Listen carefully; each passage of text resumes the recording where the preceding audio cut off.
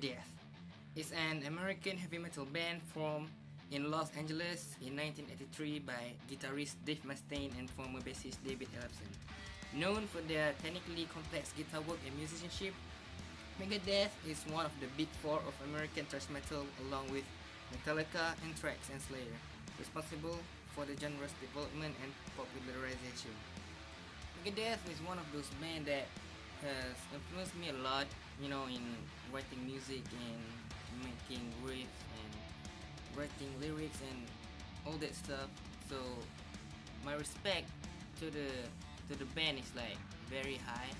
So I respect the band and I love the band because they made me want to play guitar. So without further ado, let's get started. Number 15. The World Needs a Hero. This album is so boring. Almost every riff on this album is very uninspired in my opinion. It's a very forgettable album, and it's easy to forget this album actually. There's a few yeah, well, it's obvious because it's on the last place, but there's a few songs that are decent, like Silent Scorn, Dread, and Fugitive Mind, and Return to Hangar. Other than those songs, it's very boring. And I remember saying to myself like, God, just end it already, please, because I don't want to hear it anymore. And I cannot say much about it, and it deserves the last place. And the guitar tone is kinda lame. Number 13. Another boring album by Dave and Company. It almost suffered the same problem as The World Needs a Hero, but a bit better in my opinion. And the riffs are better and the songs are actually badass. Songs like Sudden Death and Public Enemy No. 1 is really good.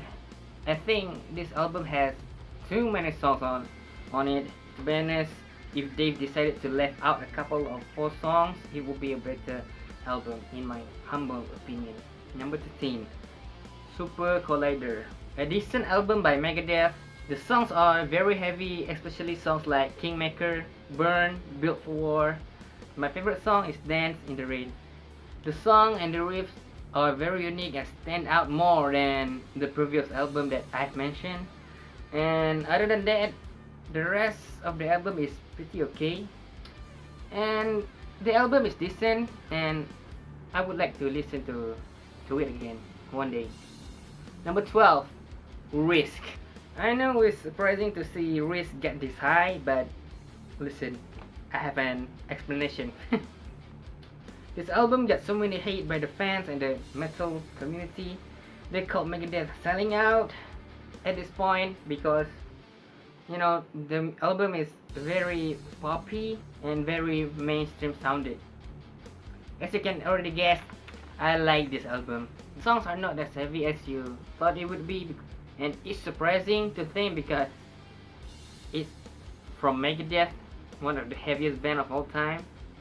A lot of the songs are very chill and poppy, but this album has a few heavy songs on it, like Insomnia, Prince of Darkness, and 7 is pretty heavy, are pretty heavy in my opinion. Songs such as I'll Be There, Wanderlust, Ecstasy, and The Beginning are very good pop rock songs, and I like it. I like them because it seems like they've tried to make good mainstream songs, not like in the case of The World Needs a Hero, where the songs feel very forced, and the song, even though they are metal, the songs feel out of place sometimes. And in my opinion, this is a better album. If you're a Megadeth fan or hard rock fan, definitely check this album out. Number 11. United Abomination. This is really hurts because the first 3 songs are perfect, and it shows that Megadeth are capable of making great heavy thrashy songs. But after the 3rd track, Never Walk Alone, the album is kinda boring after that. I hope they continue the flow and the energy of the first 3 songs, but they didn't. Nonetheless, it's a pretty good album. Number 10, Cryptic Writing. This is a good album in my opinion. The songs are really good and listenable. The only problem I have with this album is the tone of this album is a bit random. It's like Dave really tired of making the album, and in the end he just like put the song in random order because he don't want to think anymore, because the track list is like very random at some point. Like in the case of The Disintegrators, a song about killing and destroying homes, and right after the track we got I'll Get Even With You, which is a mood killer in my opinion. You get so pumped up and you want to headbang after the Disintegrators, and then you get I Get Even, and I was like, what the hell? And then they ruined the mood for me, man. Other than that, it's a good album. My favorites are She-Wolf, Vortex, Trust, and Disintegrators. Number 9, So Far So Good So What. The third album by Megadeth, and it's surprisingly well done. The downside is the production is kind of bad. Sometimes you can even tell what's actually the riff and the lead part sounded like, because the mixing is very bad in my opinion. But man, this album is a good classic trashy album. Songs like Into the Lungs of Hell, Set the World on Fire, Mary Jane, In My Darkest Hour, Hook in Mouth are my favorites. The rest of the album is pretty good. Number 8, Countdown to Extinction. I cannot really say much about it. This album is pretty good. That's all I can say about it, because I don't hate any of the songs actually. All the songs are good, but none of them are really stand out. It's a pretty normal heavy metal album, but it doesn't mean it's a bad album. But I don't really feel the affection of the album like the other Megadeth fans. But I still it's listenable. I don't really hate the album actually. I don't hate any of the songs, but I don't find myself liking any of the songs. I'm just like, yeah, it's a good album. My favorites are Symphony of Destruction, Sweating Bullets, and Captive Honor. Number 7, Dystopia.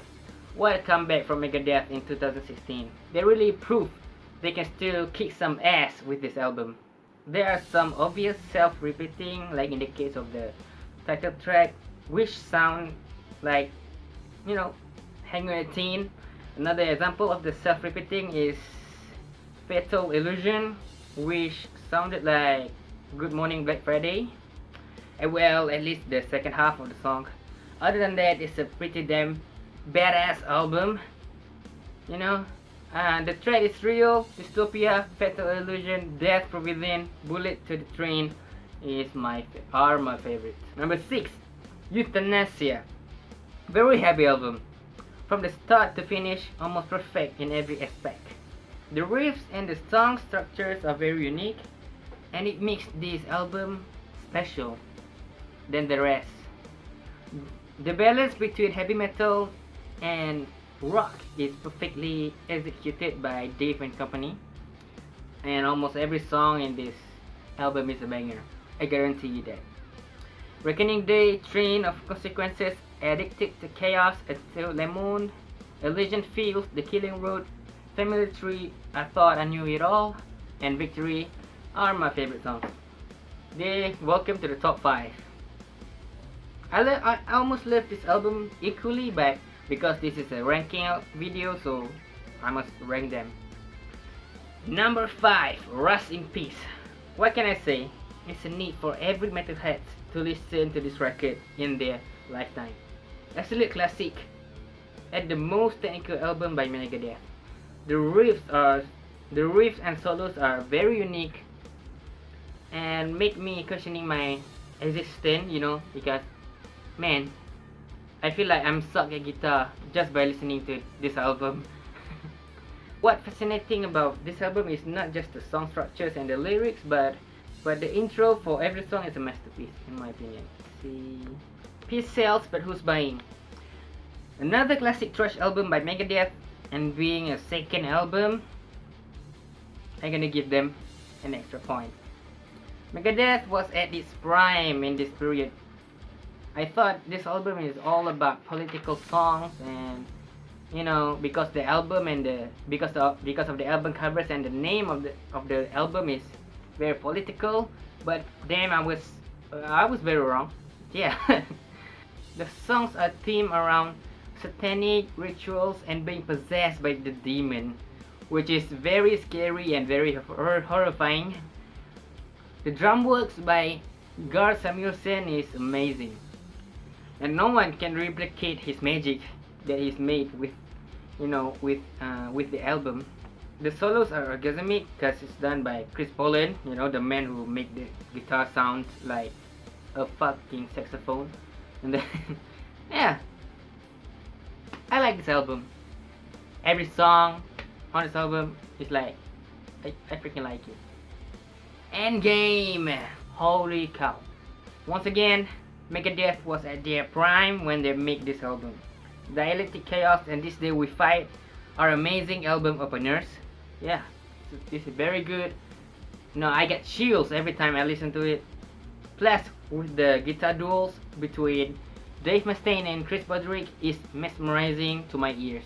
This album is like Megadeth trying to make So Far So Good So What album again, but much better in my opinion. And I cannot say enough about Chris Broderick solos on this album. It's so freaking good. Just listen to the Dialectic Chaos solo. It's amazing. So heavy, so trashy, plus with amazing production. This album is amazing in every aspect. Number 2, The System Has Failed. This is the album that made me love Megadeth. It is like Rest in Peace and Euthanasia had a baby. The riffs are amazing. Every song in this album is a banger. And once again, solos by Chris Poland are amazing and orgasmic. To be honest, I don't think I will love this album as much as I do now if the solos are not done by Chris Poland. Dave Mustaine also amazing here. The vocals and the riffs are on point. It's just an amazing album. Killing is my business, and business is good. The raw and angry Megadeth that will never be topped by the current Megadeth. This is a very angry and revengeful album, and you can feel Dave's anger towards Metallica on this album. Every song, every riff, every solos are freaking aggressive, and Megadeth can't even replicate the energy that this album has. It's crazy. It's just an amazing record by Megadeth, and being the first album by them really give it an extra point. So, thank you everybody for watching this video, and see ya.